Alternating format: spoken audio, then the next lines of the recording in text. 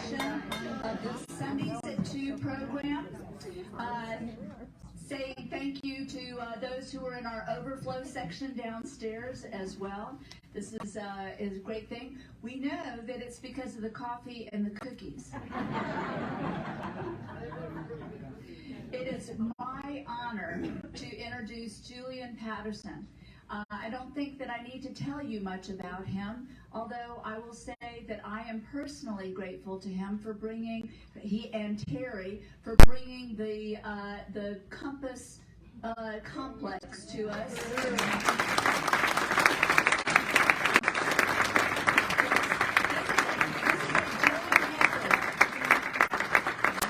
Terry and Julien. And I'm a major movie buff, so I'm delighted to have that opportunity. We also, on an administrative note, there are bathrooms around the corner, as well as downstairs, and we have surveys. So please get one of the surveys and give us your feedback on our program so that we can continue to make it even better. Very important. So, without any further ado, I'm going to turn it over to you, Julien. Thank you so much for coming.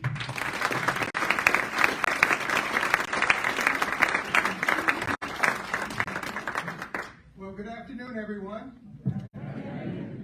And thank you for that very kind introduction. As well, a very special thank you to the Sunday at 2 team. Incredible group, don't you think?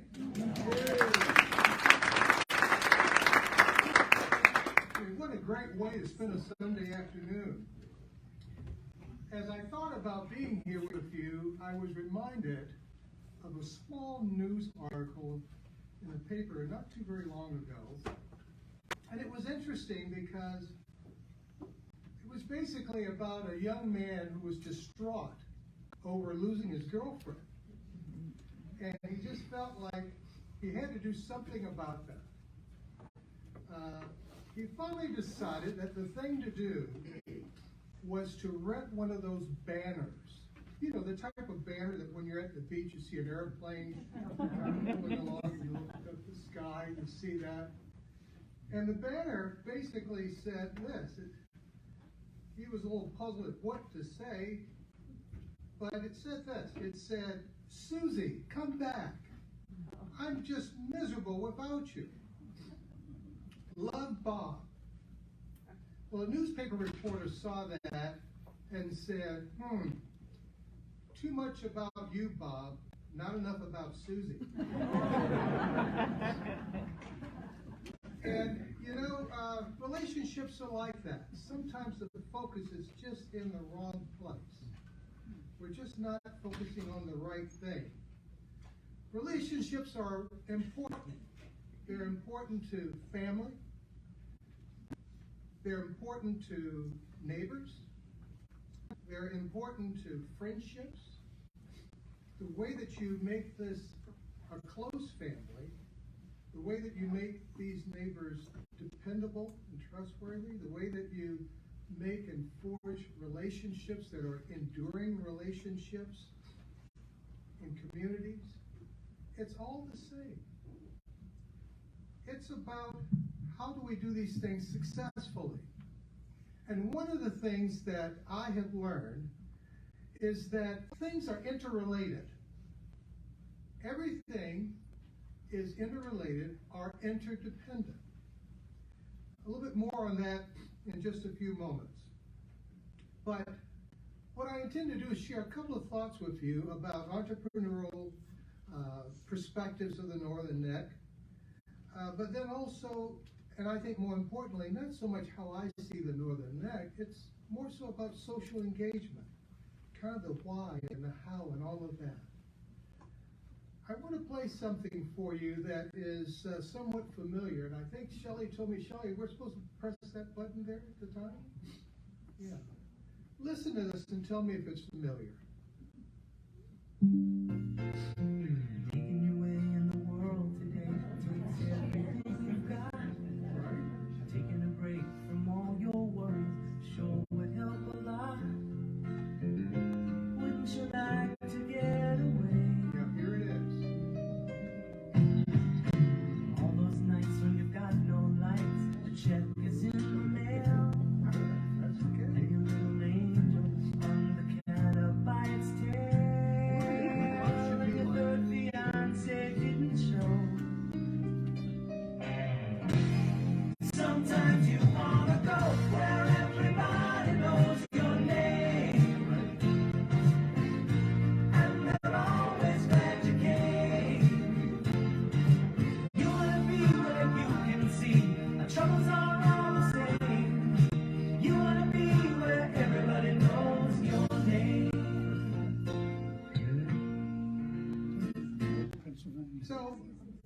Some of you remember that. I saw you nod. There were about 280 some episodes of that from 1982 to 1993. It was a popular program.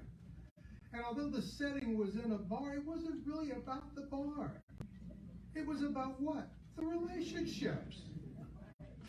It was about how they shared each other's woes and problems and celebrated each other's success. It was all about relationships. The words are, sometimes you want to go where everybody knows your name.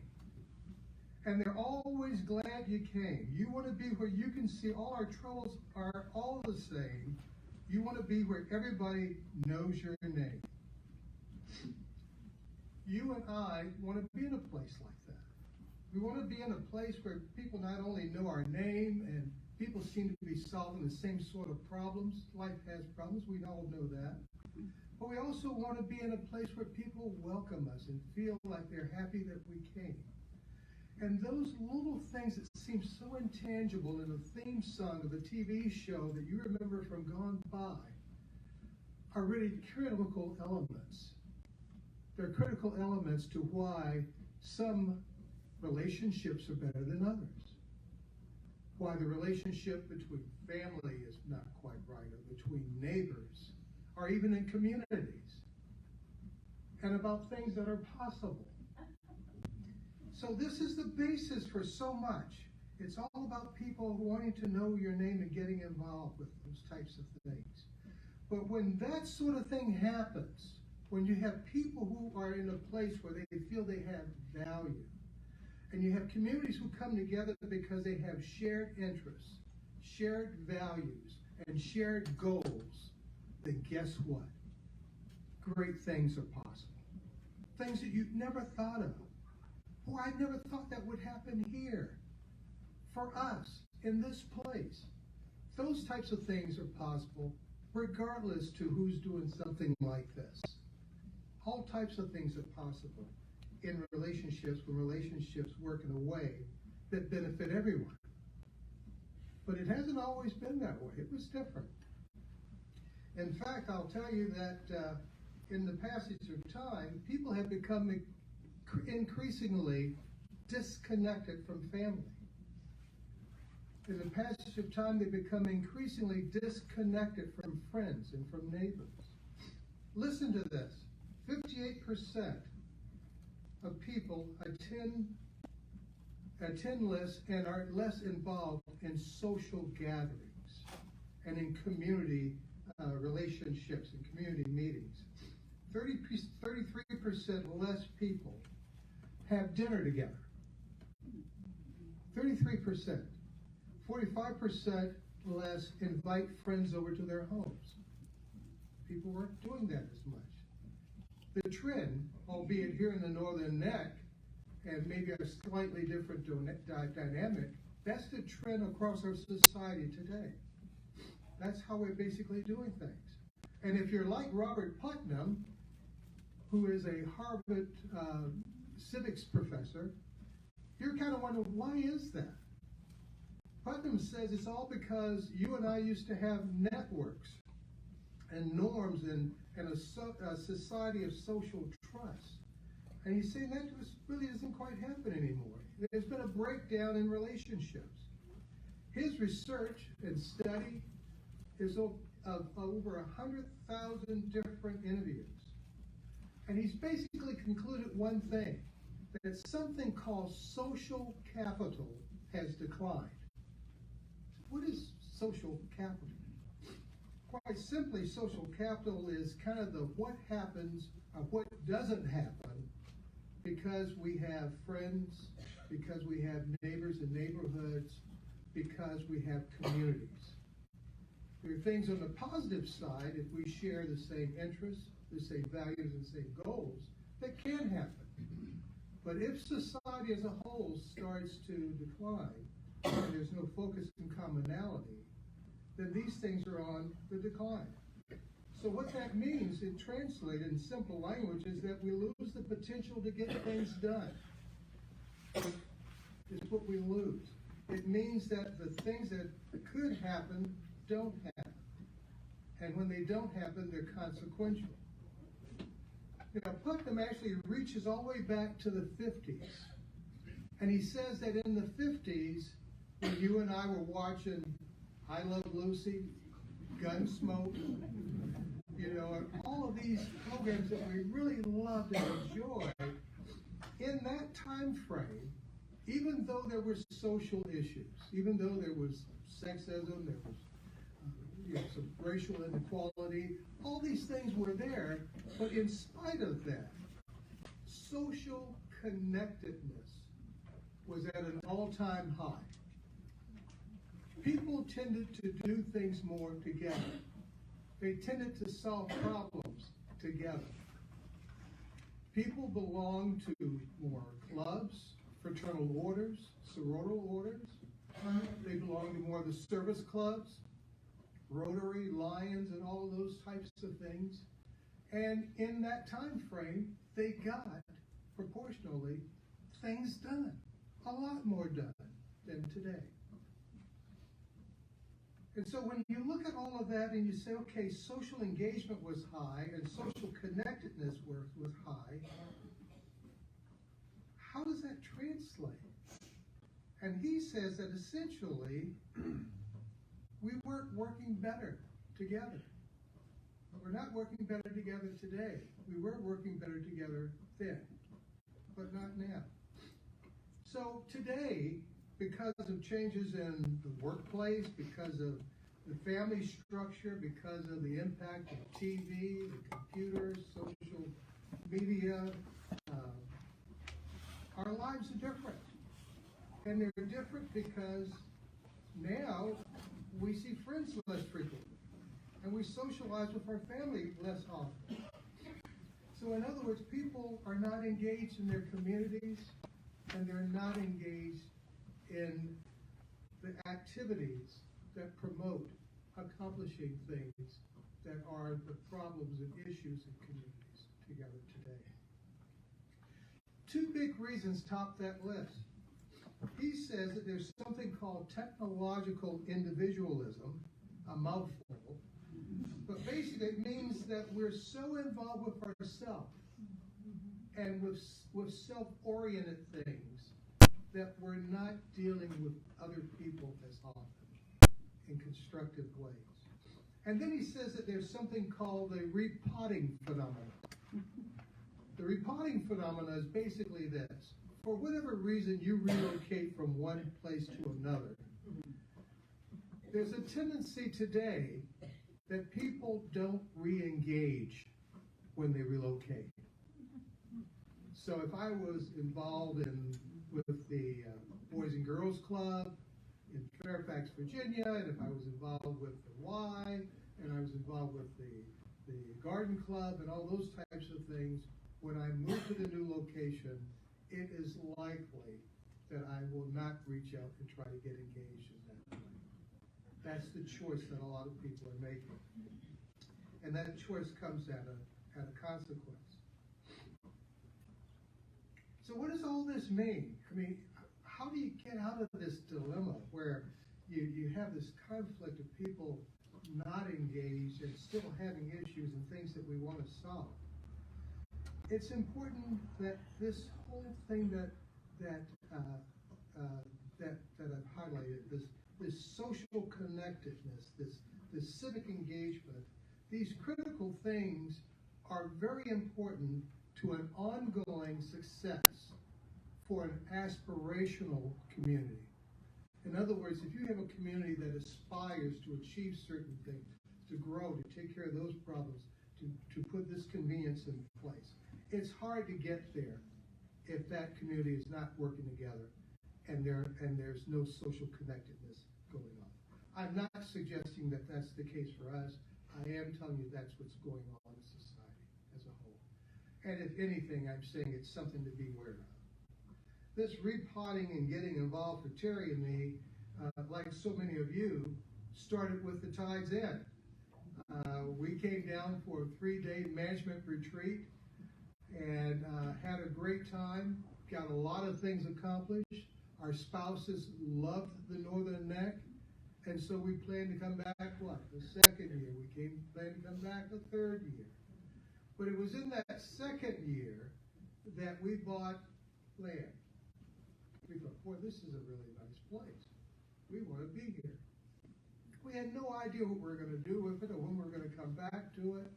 We weren't even thinking about retirement. And if you ask Terry, she'll tell you that I'm not thinking about retirement now, but she is.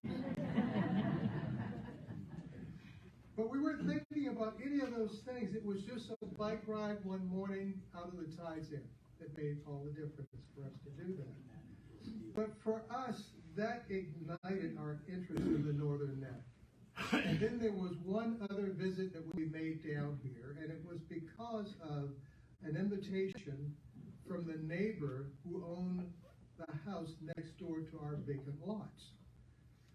We came down for that. We thought we were just going to be visiting them in their home, and it was a welcome to the Northern Neck, welcome to the neighborhood party in our honor. And we went, wow, who are these people? Are they from this planet? But that was the sort of thing that set the hook for us. It was a community that was not only welcoming, but those neighbors were engaged with one another, and they wanted to engage with us. And because of that, we said, this is the place for us.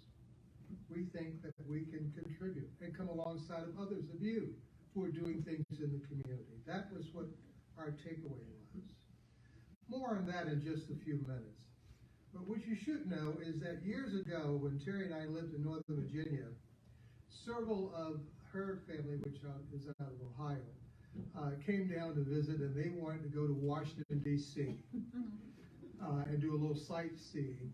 And Terry and I decided, well, gee whiz, let's take them to a restaurant, maybe a little different restaurant. In fact, why not one of those international restaurants?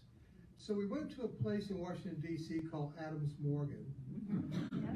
And we went to an Ethiopian restaurant. And for those of you who have been to an Ethiopian restaurant before, when you go in, instead of being seated at a table in chairs, we were seated to a neatly arranged set of floor pillows around a vat that was in the middle of the floor, and none of us had been really expecting that. And as we sat there talking and not knowing what to expect next, the server came out and basically put our dinner in that vat in front of all of us as we huddled around. There were no plates, there were no utensils. We were given a piece of spongy bread to tear from, and then we started to sop, as people say. It's a technical term. We started to sop that dinner. It was delicious, but I'll tell you, it was native vegetables, unusual meats, boiled eggs, under a very heavy gravy. So as you sat there, you weren't real sure what you were going to get.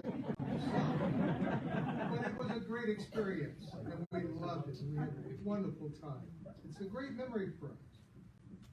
Not long after that, I happened to come across a phrase that gave that dinner more meaning for me. The phrase is, Onanje kama nomiso kuda. Onanje kama nomiso kuda. It's actually a Japanese idiom. And it basically means to eat from the same rice pot, is what it means. And for me, it was a visual of sitting around and all of us were sharing from this one pot. And boy, I thought it was profound. I thought, boy, isn't this really something? You know, it's just like when we sat there and we're around the pot and we shared a meal. And then I thought, you know, it's not really any different than a business. A business shares the same pot. If you and I are working for a company, we share the same pot. The success of that company is our success. The failure of that company is our failure. And then the same thing is true of a community. The success of that community is our success. The failure is our failure. Because we all eat from the same pot. You know, we have a bond because we're sopping in the same pot. And if that pot disappears, guess what? There is nothing. So it's important that we pay attention to that. Because when the pot is full, the fruits of the labor is shared by all. We all do well. Our communities and our neighborhoods are where you and I eat from the same pot.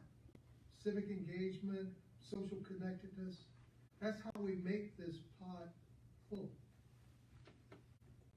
That's how we make that pot vibrant and able to respond to all of our needs. It's through that social engagement and that connectedness that we have. Now, this is not a new concept, actually. Plato and Aristotle and Cicero, they all gave great thought to this thing about the common good. And for them, they believed that there were certain conditions that made things good for everyone when they were equally shared to everyone's advantage. Today, the common good speaks more about facilities and institutions that provide services or conveniences, and those are to the benefit and health of the community. So that's the common good. Terry and I have a strong interest and belief in the common good. And that's why you've seen the things you've seen. Now, I will tell you that we like to work on things and not tell anybody what we're doing. And we've done that for some time, and you'll find that out as we go along here. We open with this slide, and we'll come back to that. But our first entrepreneurial venture was actually objects. And that was actually an old Sinclair gas station. That's what it was originally.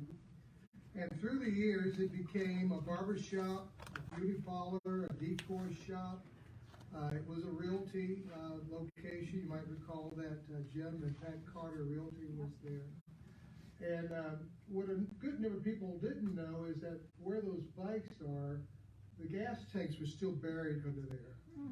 So we decided we probably should get those out of the ground. We did that. But because Terry has an artist background and she is an interior designer, we felt, boy, if we make that an art gallery with some of the artists that we know up and down the East Coast, maybe, just maybe, that will help the town and that will help the other businesses.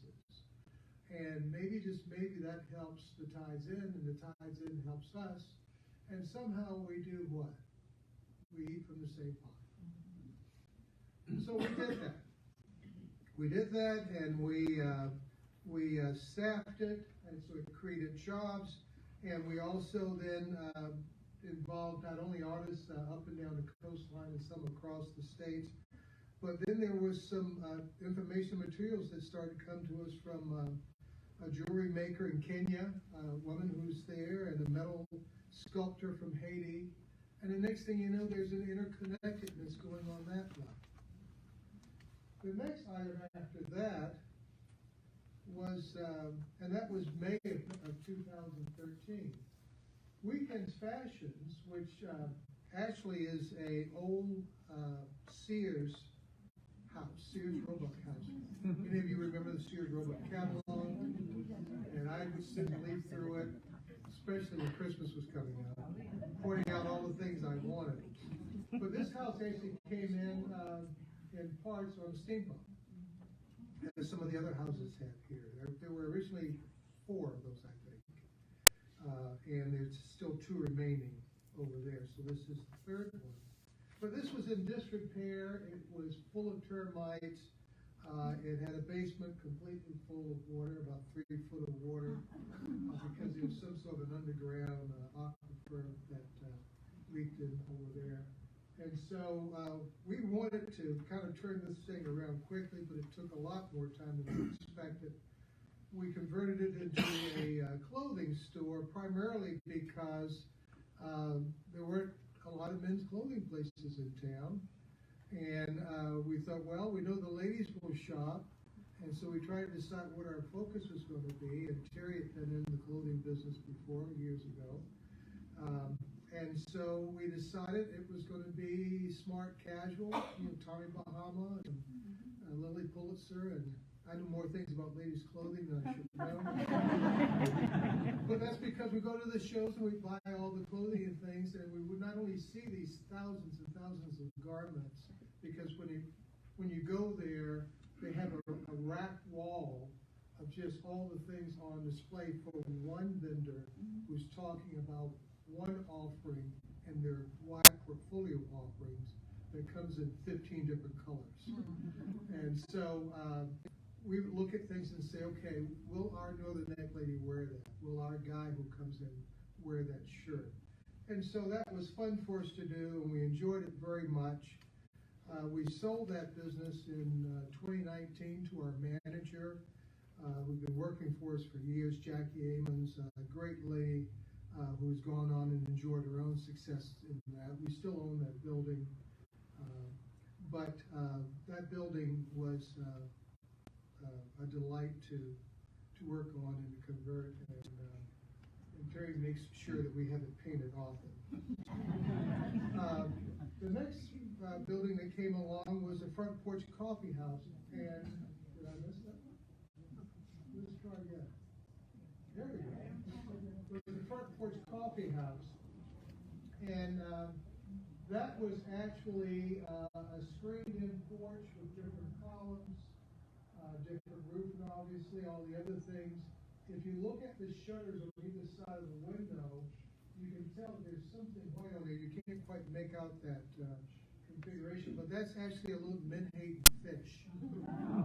It was a Menhaden fisherman's house, and he actually carved all of those Menhadens and all of the shutters. So we tried to continue that tradition, and this picture is actually a slightly older picture because we've added a side area there today, and so that we can do more baking on site. So there today, it's they're baking fresh breads and muffins and cookies and things like that. And then there was another addition in that's off on the side that has to do with what we've done to be able to do gourmet salads and sandwiches and things like that. But the point here is that was sitting on the corner. As you look at it, it's to the right of the Weekends property, and it sat there vacant for years. And we thought, boy, we should do something about that. And Terry said, well, you know how much you love your caramel macchiatos.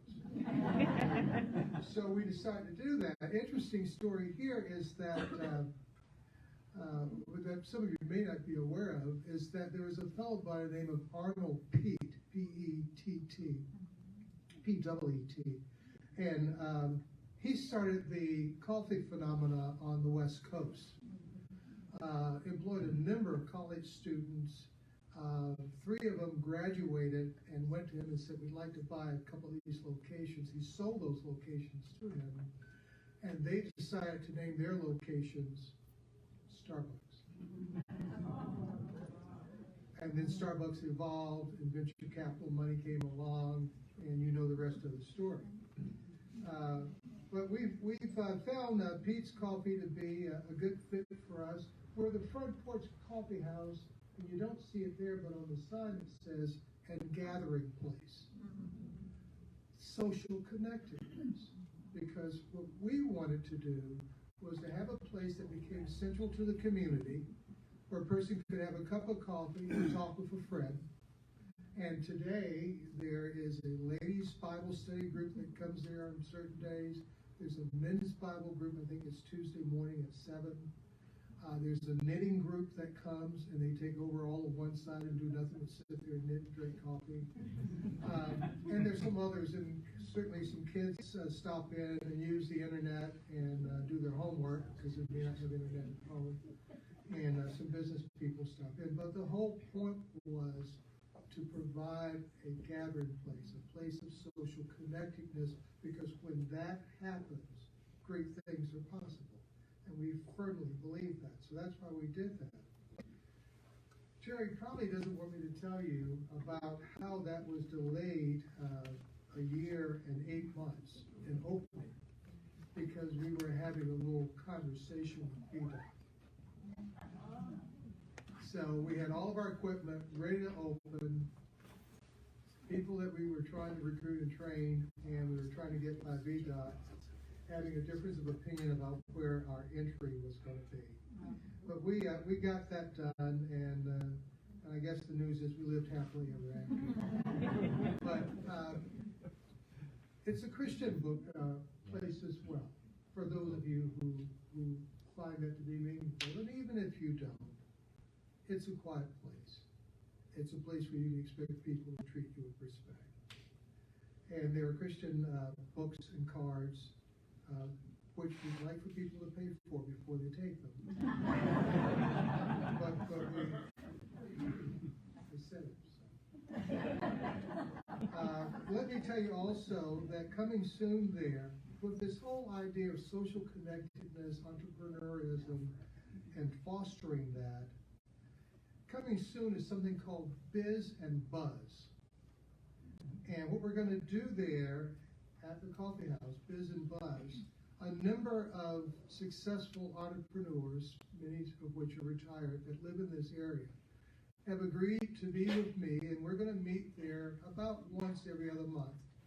And anybody who comes in who owns a business, who has an issue, a challenge, or problem, will be able to sit down and present that to the 2 or 3 of us that are sitting there, and we'll try to offer some helpful information, help them solve it, help them be able to move forward. So we're calling that Biz and Buzz. And it'll be a place where a person highlights a business issue or a challenge, and then a retired entrepreneur will provide some helpful advice and guidance. The Office Bistro, that's in Irvington. For those of you who know that building, it didn't originally look like that. You can almost see the toothbrushes that are up there. This was a dental office. And this was actually Bob Westbrook's office, and he asked if we would buy it. He gave us that opportunity back in 2017. And we decided, although some people were willing to pay us to take those toothbrushes down, we thought that they're a good landmark. And so we decided to keep them. And we started off in our offering there with a bistro type of approach to being a restaurant. We rethought that and kind of recued and relaunched in 2018 and made it the Office Bistro. And so we took it all the way through COVID, which was March of 2020. After some of the renovations, we had to close it temporarily and then reopened it and carried all the employees as you would expect us to. But this was very interesting because what we wanted to do there was to offer kind of a changing bistro sort of setting. This is generally when you're in close proximity with other people and you're talking and you're enjoying the food and that sort of thing. So that was the effort. We've been real pleased with that. With the pizzas and seafood, all of that. The next item that came along in our thinking, and this is the inside of 2 buildings. These buildings are in what used to be known as the Trick Dog Shops in Irvington. And so there are 2 businesses there. There's Irvington Home Goods and Sweet Tea Boutique. Irvington Home Goods is tabletop And let's just see if I have it next. There's Urban Home Goods is tabletop settings, runners, napkin rings. It's the full gamut. A lot of logo types things, as you can see, with a lot with crabs and nautical things of different types that are available there. But over in Sweet Tea Boutique, this is more just meant to be a quick, smart, casual grab of things to complement your attire, your wear. We felt that putting those two closer to the Tides Inn helped the Tides Inn, helped us, brings people back to the Tides Inn. They come back, and maybe they don't eat at the Office Bistro. They go over and see Brian at the Dredge. Or maybe they go over and see at the local. They go over to Anthony Marchetti at the local. Or they go down to a Dredge. All these things are about that dynamic that allows people to be able to provide for themselves, provide the jobs, provide for others. And then we decided, well, what do we do next? And a young man in the area, Megdi Fleet, you may know the Fleet family. This was Alexander Fleet's son. I had a chance to get to know Alexander Fleet. And he told me I should hire his son, which was probably the best move we've ever made. He's a wonderful man who we depend upon heavily. But he basically said to us, look, he says, the Northern Neck, we need batting cages. And Terry and I thought, well, we're not going to just do batting cages. So Terry said, well, what about movie theaters? So we went about trying to learn things about family entertainment centers, which is what Compass is, and to learn things about movie theaters. So what that meant was that we had 3 years. 3 years, just like we were going to college. 3 years of traveling the country, going to see things, trying to understand how these pieces all fit together. Does that work in the Northern Neck or not? We were going back and forth to a very special activity that's called IAPA. It's the International Association of Amusement Parks and Attractions. They have a big convention down in the Orlando, Florida area, completely fills that convention center, completely. It takes days to walk through there. And even then you're walking through like this. There's so many people you're pressed down just trying to get over here to this booth. At IAPA, you can buy everything from, a Ferris wheel to a complete, a Ferris wheel, a roller coaster, or you can buy everything in between. They have got it all there, and there are people from all over the world. We went there 3 years trying to figure out what's good, what fits, what do we think will work in our area. We also went to something called CinemaCon, and CinemaCon is in Las Vegas, which we really don't like to go to a whole lot. It's a little bit too busy for us, and but we've gone to CinemaCon to understand what's being done for owners of independent movie theaters, of which there are about 3,000 of those now nationwide. And so what they specialize there at CinemaCon is the latest technology. So that's why we have laser projectors in Compass. The same laser projectors that if you were at the biggest, largest theater in New York City, they have the same exact projectors. It's state of the art, because we decided if we're going to spend that much money, we're not going to be replacing these anytime soon. We're going to get a Cadillac. And so we did. But you can also learn things about the seats, and we try to get good seats and things like that. But importantly as well is you have previews of upcoming movies and things that we thought, well, might have an attraction or interest for the Northern Neck audience. Because what we're constantly trying to do is have something for everybody. That can be very difficult, especially when they're not making movies. So when you go back to the pandemic and the fact that we were on our timeline, I mean, Terry and I were marching along, and here we're coming up to December, Christmas, 2019. Now we're starting to go into 2021, and by January 2021, we had people hired. We were starting to get people trained. We had equipment in place. I mean, we're doing everything, moving at 90 miles an hour because we want to open the first sign of spring. And what happens? COVID. COVID happens. And what we had to do was decide, what does that mean? Now, it's not unusual for any entrepreneur to have a challenge. There'll always be something that was unexpected, no matter how much homework you do. But the real question is, how do you deal with it? What's the right way to deal with it? And in our position, we felt this place is, we didn't have quite 100 at that point, but in season it employs about 100 people. And we said, wait a minute, you got a lot of people who've already left their jobs. The jobs where they were aren't there anymore. This is not about us. This is about them. It wasn't about Terry and I. It was about the larger us. What do we and now the team do?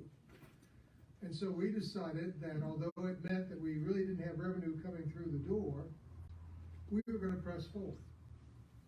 So what that meant was that costs suddenly skyrocketed because we had labor and we had operating expenses. You got to have it open, you got to have the air conditioning running, you got to have the lights on, but we had no income. And then when something came out that was called PPP money that everybody jumped at, we found out we couldn't get any of that. We couldn't get any of that because we were not open and incurring payroll in 2019. We really didn't have payroll until 2020. So we had to go forth without that. But in every way, it was the right thing to do. And that experience reminded me of a good friend that she and I have, Terry and I have, who has since left us. And he had something he called the 3 F's. They are family, they are faith, family, friends. Whenever he has a decision, the first thing he thinks about is his faith. Then he thinks about his family and the impact on his family. And then he thinks about his friends. He does them in that order. And we felt that that was the right thing to do. So, Compass is ever growing and ever learning, staying very fresh. We love our team. We're always doing things to meet with our team. Our team managers, the people who lead different things there, actually meet with us every week.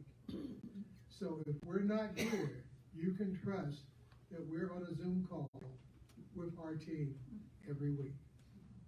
And that team is constantly just getting better and better and better because of the systems that we put in place for quality assurance and quality improvement. So that's why they're there doing what they do. So how does all this connect? I'll tell you that for us, it's a bit like that proverb. It's actually a Chinese proverb. The proverb goes this way. If your vision is for a year, plant wheat. Short term. Plant wheat. If your vision is for 10 years, plant a tree. But if your vision is for a lifetime, plant people. Translation, invest yourself in people. Invest yourself in relationships. That's the translation. That's the takeaway. And in one way or another, we've tried to use some of that wisdom in how we deal with problems and with situations and in helping other businesses. We have quietly helped a couple of businesses in the area and others. We believe that, a rising tide raises all boats. You all know that. We believe that when people have things in common, that's what you do. You help them succeed too. We feel very strongly about it. And when right relationships are made, that's when you're helping people and people are benefiting and they are growing. When right relationships are made, it makes accomplishing great things possible. We think there are more things to come in this area.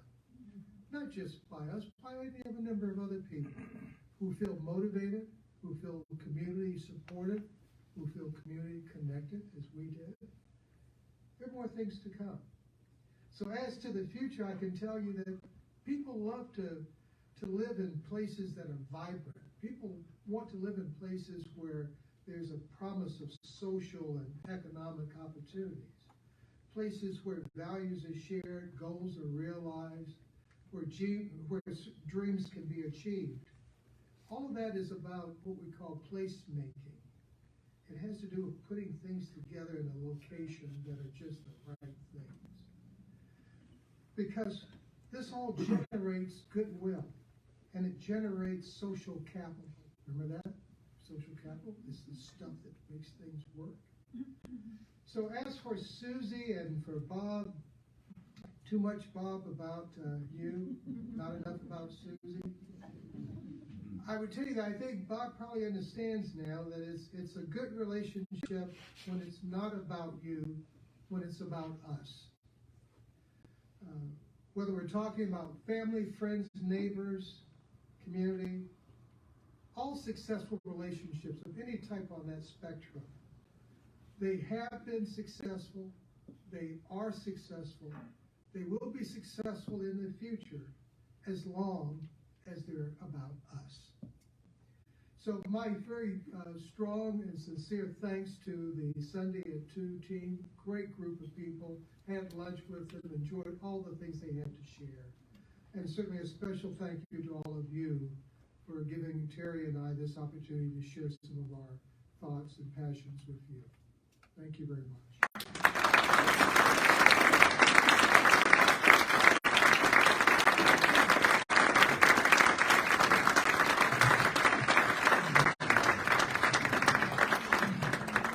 Before we break for coffee and for cookies, does anybody have questions for Julien?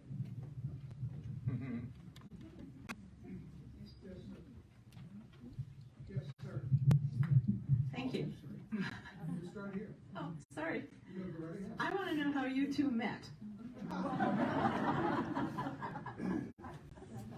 I'll only give you the first part. Terry and I met because she worked in the Tyson's Corner area of Northern Virginia years ago, and she worked for a company called Capgemini, a French software firm. They oftentimes, at the end of the day, would stop by the Marriott at Tyson's Corner and have a beer before going home.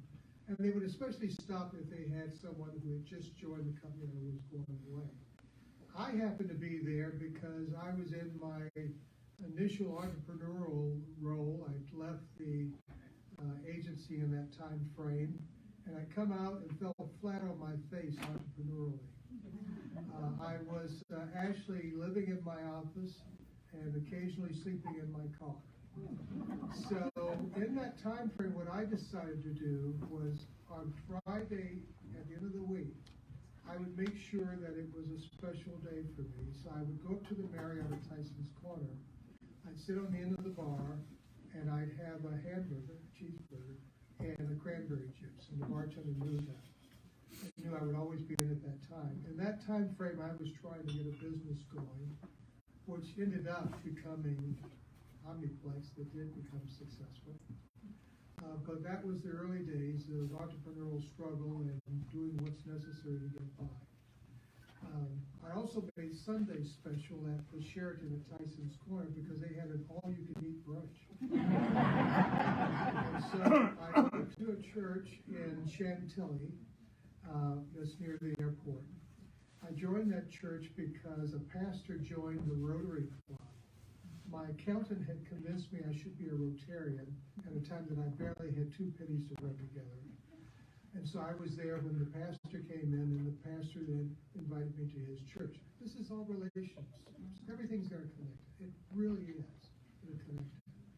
And so because of that, that was where I went on Friday nights, and that was my recreation. I'd shoot a game of pool. So the answer to your question is, Terry likes to shoot pool. We both shoot pool, and yes, we have a pool table.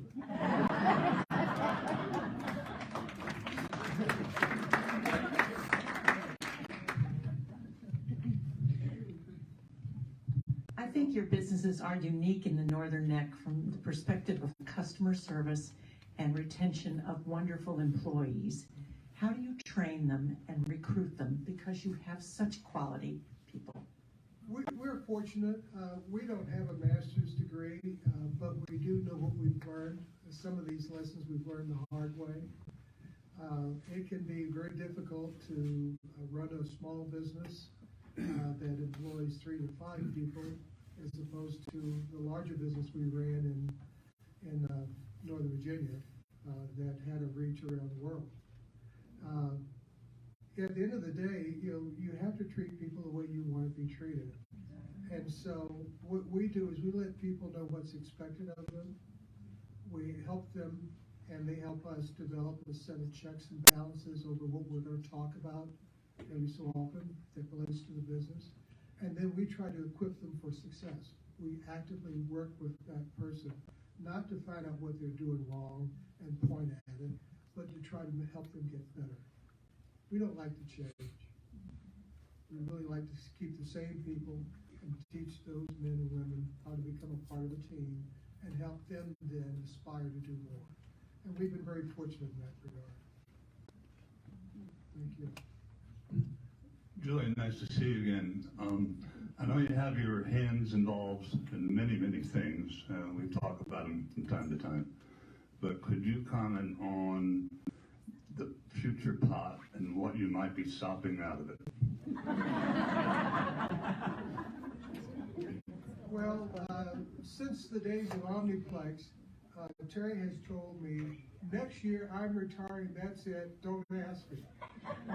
And so there have been several conversations like that from the time of Northern Virginia and Omniplex to now. We have a couple of things in mind, but it really depends on where the various towns are in their planning. And we don't like to get to the party early because you have to carry the payroll and you have to make the improvements, and then you've got something that's just sitting there. But we do have a couple of things we want to do. Terry's going to kick me in the shins for that later, but I told you. We do have a couple of things in mind. I have Yes, one thing to say, Mr. Patterson. Yes, sir. You are a dying breed of businessman. It has been a long time since I've heard a businessman talk about how he treats his employees. Well, I am still my mother's little boy. I'm an only child. And my mother died in 1990 or so. I will be 72 in May. But I still feel my mother's hand on my shoulder. And Terry comes from a similar setting. And then when we were able to launch Omniplex, our guide there was right people, right values. We said it's not enough to find somebody who has the skill, background, and work experience. You have to also know that person is honest, has integrity, and is trustworthy. And so we've pretty much followed that moving forward, and we hold teams accountable, and they hold us accountable. Because when you're doing something together, there shouldn't be any, I can't say this to the boss, or I can't say that to the owner. You're, at the end of the day, just 2 people, 4 people, 5 people, all working together. Your role happens to be that of the owner, so there's certain things you're responsible for. You got to deliver those things. The person who's on the line level is responsible for other things. And they're going to deliver that. It's a partnership. On any level, it is a partnership. And anyone who's running a business who says it's something more than that is just completely wrong. It is not any more complicated than that. Men and women working together, different roles. I wish you were president.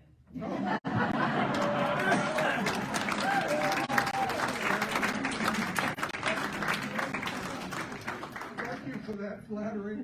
I'll tell you that there was a road that was available, wasn't to be president, but there was a road that was available at a point in time.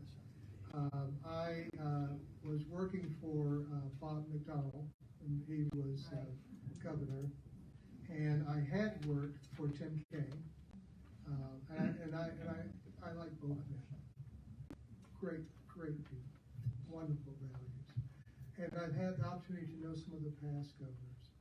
But there was an offer that was made to me to be the Secretary of Commerce in that time frame, and I, after talking to my wife, said no.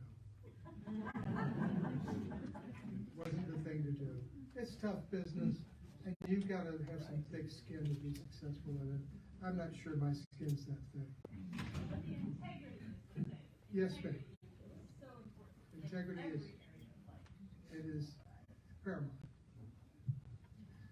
So I just like to quickly say thank you to the library for offering us this opportunity. I'm an admirer of yours. I've been waiting to hear you speak for years. I'm not sure why it's taking so long, but I've enjoyed it. Also, I just really quickly wanted to ask, how would someone find out about the opportunity that you're going to have the once a month Biz and Buzz at your restaurant?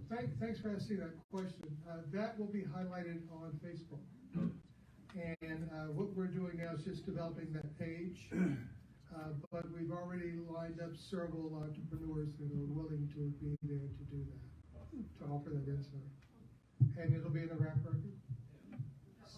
So there'll be an announcement in the rap record. Yes, sir. So Julien, you're the living embodiment of something my mother always told me when I was a young man. That the right person to be president was smart enough to know he didn't want the job.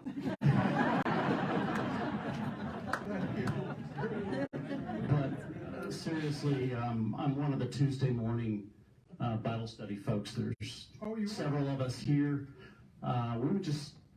We're very appreciative of the fact that we have a place that we can go and read God's Word and be welcome. It's very important. And to your wife, I understand you pick out all the cards. You can't retire from that.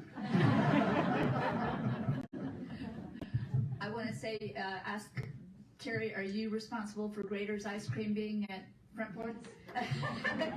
I'll talk to you about the Grader's connection afterwards. What's your URL for Facebook? Dear, what is the URL for Facebook?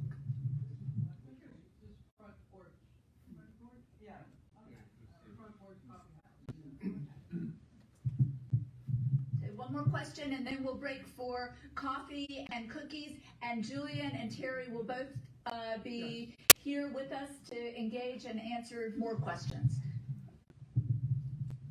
You mentioned McD Fleet being a part of your business. What does he do? Thanks for asking. McD Fleet actually we have several companies. There's several LLCs, as they refer to. And he actually runs an LLC for us called ICN, in Christ's name, but it just goes as ICN. And they provide all of the support services to the various properties. So he has the teams that are cutting grass and clipping hedges and clearing the snow. And he's responsible for getting repair people over to do a variety of things. He's in the support function, and he is just absolutely superb at it. We depend on him heavily.